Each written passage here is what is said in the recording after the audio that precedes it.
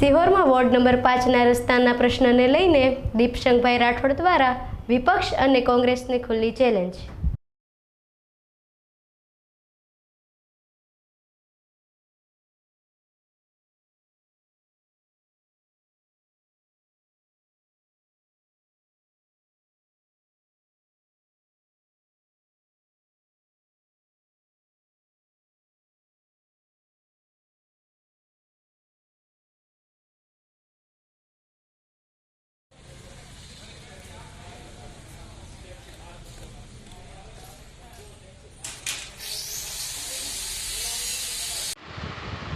દીપશંકભાઈ, છેલ્લા 2 થી 3 દિવસથી મીડિયાની અંદર એક પ્રશ્ન બેઝીતો તમારા વોર્ડ નંબર 5નો આવી રહ્યો છે।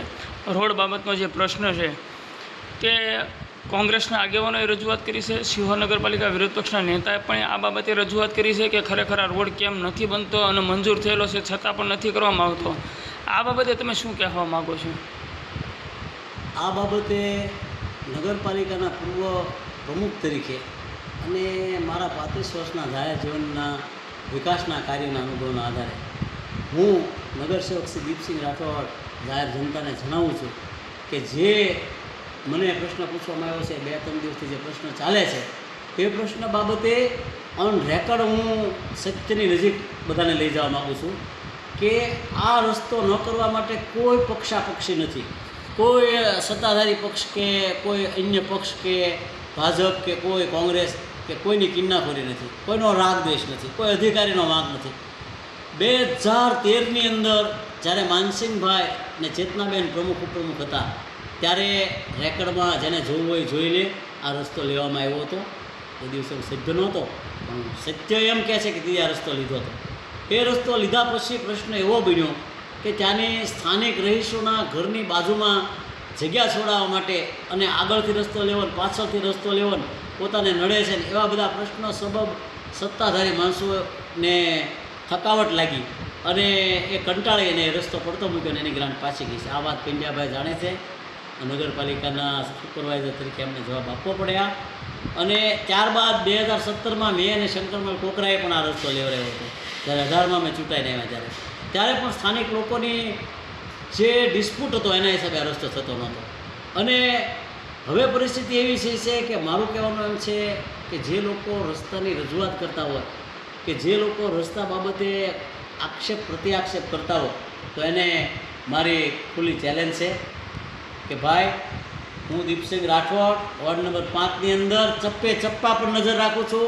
કેટલા પુલો બનાવ્યા, કેટલા રસ્તા બનાવ્યા અને એક પણ રસ્તો મારા વિસ્તારમાં મેં 2023 સુધીમાં બાકી રહેવા દીધો નથી, પણ આ રસ્તો માત્ર ડિસ્પ્યુટની હિસાબે બાકી હતો।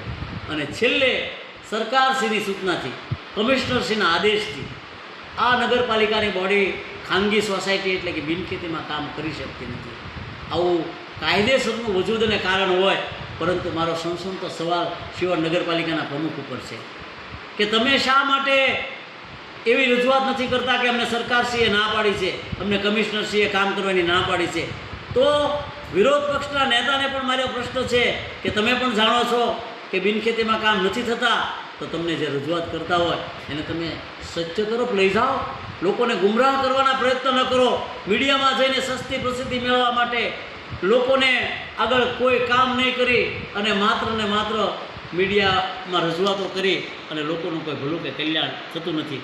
ત્યારે મારો પ્રશ્ન એટલો છે કે નગરપાલિકાના પ્રમુખે અને નગરપાલિકાના ચીફ ઓફિસરે અને ઓવરશેર નીતિનભાઈ પિંડ્યાએ આ વાત કહેવી જોઈએ કે અત્યારે કમિશનરના આદેશથી આ કામ નથી થતા। ભારતીય જનતા પાર્ટીની બોડીનો કોઈ રાગદ્વેષ નથી, ભલે હું ભારતીય જનતા પાર્ટીમાં ન હોઉં, ભલે હું અપક્ષ હોઉં, પણ હું સત્ય, પ્રમાણિક અને નિષ્ઠાનો હિમાયતી છું।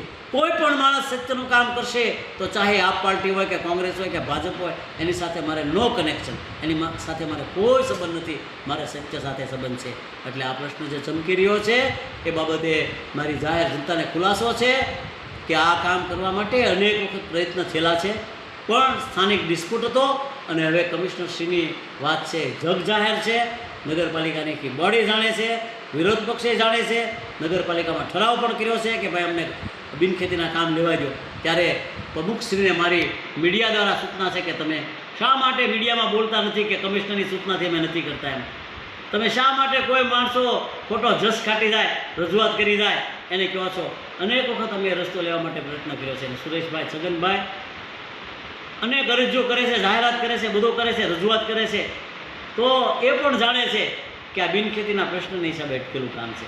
એમાં કોઈનો રાગ દ્વેષ નથી, કોઈ પક્ષાપક્ષી નથી, માત્ર ને માત્ર કાયદાનો પ્રશ્ન છે.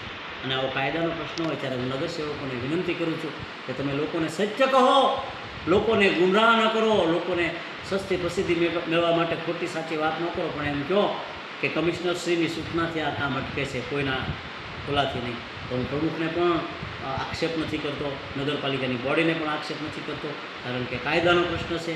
મારે સત્ય બોલવું, સત્ય સાંભળવું, નિષ્ઠા, પ્રમાણિકતા અને લોકોની સેવા કરવી એ મારા ધર્મ, મારા જીવનનો મંત્ર મુગ્ધ છે. એટલે હું સાચું કહું છું કે આવા પ્રશ્ન માટે નગરપાલિકાના પ્રમુખશ્રીએ કમિશનર પાસે જઈ અને આ કામ કરાવવા માટે મહેનત કરવી જોઈએ. બાકી કોઈમાંથી આક્ષેપ કરવાની કાંઈ જરૂર નથી. અને વોર્ડ નંબર 5માં એક જ રસ્તો બાકી છે, એ ડિસ્પ્યુટના હિસાબે હતો લોકોના, અને ત્યારબાદ કાયદાના હિસાબે અટક્યો છે. કોઈ અટકાવ્યો નથી, કોઈને હું ખરાબ નથી કહેતો, પણ કાયદો અટકાવે છે. વંદે માતરમ, ભારત માતા કી જય.